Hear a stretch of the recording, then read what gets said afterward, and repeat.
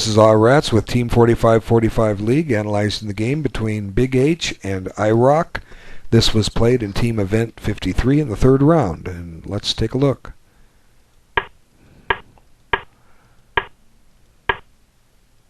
And the Bogo Indian should equalize for black, leaving white only with the advantage of the first move.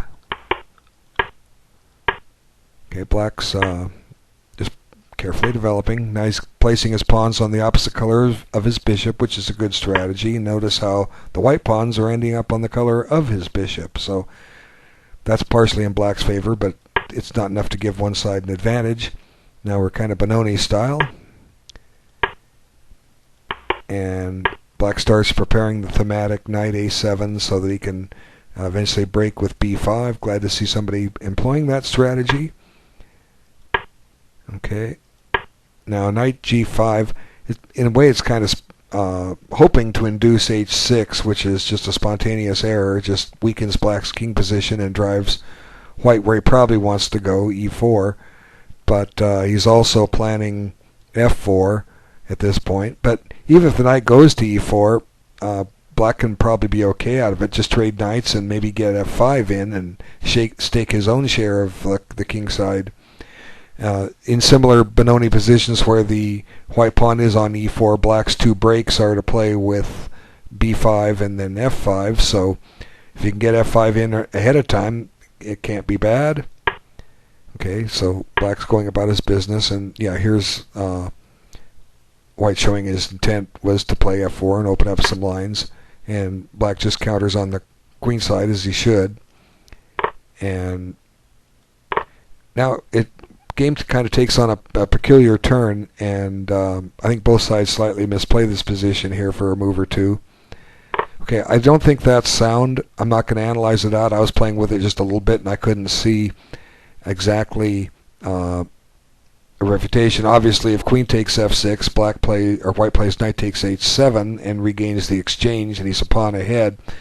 But pawn taking here may embarrass white. I don't think white can take down on h7 because this rook will just find a new square. d8's as good as any. And how's white going to get that knight out? Black is threatening f5 and at some point, and well, that would open up g5. But as I said, at some point, that knight's going to be embarrassed, I think, and I'm not going to prove it. The players can show us. That's the purpose of this. I'll show a few ideas, and the players who participate in the games can come in and say why they think this is or isn't a good move. And I don't know if it's a good move. That's just my first impression. The astute ones among you proved me wrong many times, and I invite you to do it again. But that's the key. I'll show my ideas, and you take them further. Okay, so black didn't want any part of that, I guess. He is taking his time reaching this position, and he took some time considering that, and he felt this was his best choice. But this just seems to open some possibilities up for white. And then here, I think white misplayed it. I think he survives. Rook takes d6. It looks kind of funny to make a move like that because it looks like the rook is very precariously placed. What's black going to do? If anything, white's stolen a pawn, and black. What does black have to show for it? Well, if you try the tactical solution, bishop f5 to undermine the defender, white has queen c3 for what it's worth, and it's. I think black has to trade queens here. Queen takes and pawn takes, and he can take this pawn off, but I don't know. I think white's fine here. He's just got to play a little carefully, make sure that certain things don't go wrong. He can put the rook on c6. I don't know. Maybe this knight's loose. It's complicated. Trying to analyze something this out with the time remaining just may not be enough. But I think white's fine here. Anyway, let the players tell us more. White chose a different path. He says, go ahead, take my rook. And black declined. Now he brought it back.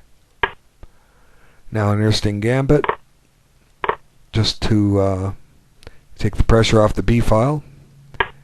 Okay, so black is now a pawn ahead, and I'm not exactly sure what white really has to show for it. So queen e7, but at some point black starts going wrong, and not just yet. We'll get to it. What do you do if you're black here? Well, ideally you want to try to get some exchanges in, but it's hard to see how and where you're gonna make them. G6 might be inviting, but it opens up some new squares for white. It does tie black's knight down to E8. Otherwise, white might be giving a very menacing check on F6, and that knight is anchored in. But black could also slow play this with moves like F6. Get ready for bishop and bishop D7. So F6, bishop D7, rook F7, king H8, just various preparatory moves, and black should be okay. But it's a tough position, and black's running out of time, so he doesn't have a lot of time to spend on every move. So this is somewhat to white's advantage. Black's just running out of time. And at least he's taking his time. So, I mean, how many of these league games do we see where people have more time than they started with when the game's over? It's a shame. Okay, so white just goes about his way. And I'm pretty sure black is still fine. He's fine for a long time. He just finally cracks and makes a mistake. We'll see it there yet. And I don't know exactly when just yet until we get there. I will know when we get there. Just not exactly sure from this position how many more moves it is when he missed his best move. And here, maybe he has missed his best move. Let me just back up. I think I do know where it was. I think going queen to F6 was... Well, he's being attacked. Let me just back it up again. Yeah, I think bishop F5 was where he kind of went a little off. What was I looking at? Was it rook b4? The idea is that it secures a rook on a better square and does some pinning of its own because the knight can't move easily. And then maybe just go back about some of the other ideas I was saying of f6 and rook f7. But the rook on b4, it would be posted very nicely. But this just seemed to open it up for some white counterplay. And here it comes. So white finally gives up his exchange that he wanted to earlier. And from this point, now white pretty much has at least a draw, I think. I think he's getting a repetition, and if he wants it, but it turns out he doesn't want it. And now he still can't do it because the bishop's pinned, but white's close to getting a repetition. And now it goes and threatens mate. And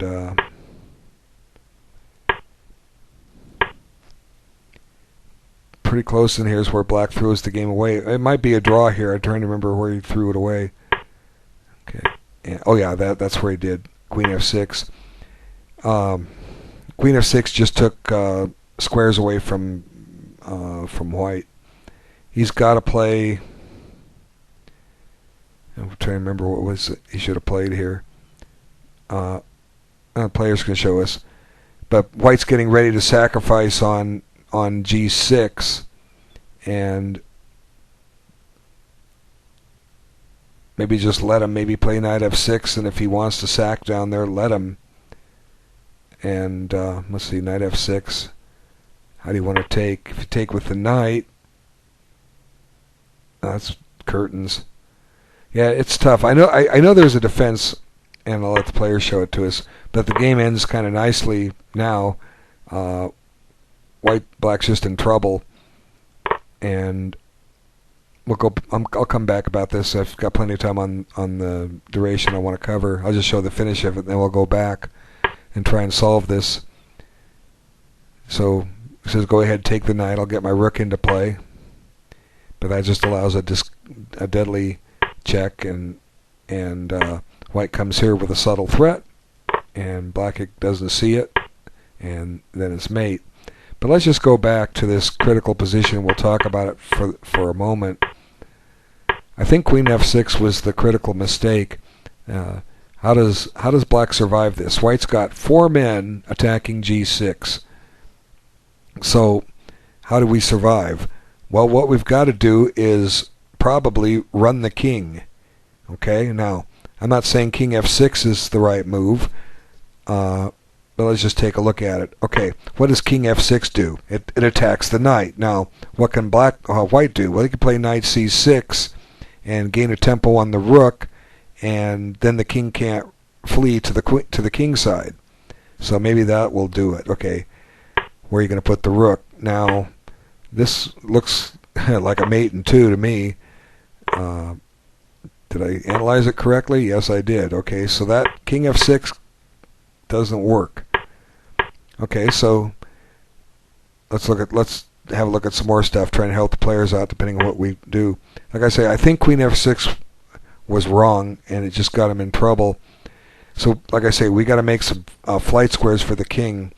How can we do that? Well, we can move the rook. That opens f8 up.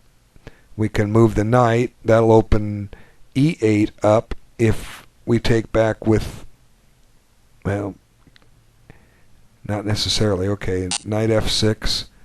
Oops, knight f6. If you take with the rook, check, pawn takes, queen takes check, and you don't have f7, and the king goes back to h8, so we'd take with the knight and just keep the queen on the board, and that looks curtains. Ouch. Black gets to throw a knight away, and then it's mate. So what else was there? It seems like there was a defense, and I'm trying to remember what it was. The players will just have to tell us. I got 3 minutes to find it. Probably something simple. Okay, black is 2 pawns up for what they're worth, but he's in serious danger here. His king is in serious trouble. Okay, what about moving the rook? Did I cover that? Yeah, I think I did. No, I didn't. Okay, white still takes. How are you going to take? Take with the rook, so we can get the queen down there. That seems to be the ideal way. Now, does white win this, or does black have a defense? I don't know. Looks like black's defending this. We can move the queen somewhere and threaten a knight check. Maybe this is a draw. Maybe well, if we go with queen e5, f5, f7 falls, or e7 falls. I don't know.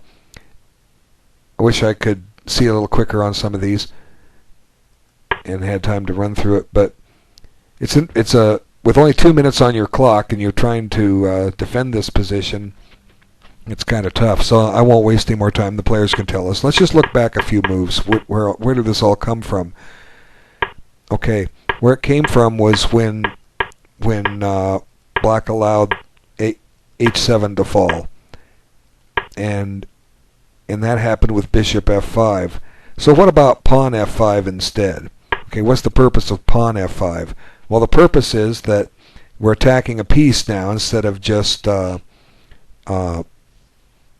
moving a piece and threatening to trade off some wood. Okay, now what can black or white do here? Well, he can pin. He can do a pin, but black needn't worry about that in the long run, I believe, because he'll just move his knight, and now he's threatened to take the knight, right? Okay, so white has to come up with another move here, and about the only other move at some point he's going to have to move the knight, and that's an aggressive square. But now the b1 h7 diagonal is shut off. What does white do now? And black is sitting here a pawn ahead, and white has to prove that he can win this. Knight e6, there just isn't enough in there. Although, let's see. We are threatening to take on f5. No, we're not threatening f5. 3 guys are guarding it. But anyway, interesting possibilities. It was a nice finish at the end. White did get incredible pressure on g6. Hopefully the players will come back and offer some ideas. I want to thank everyone for their time, and I look forward to making another video for you soon. Take care.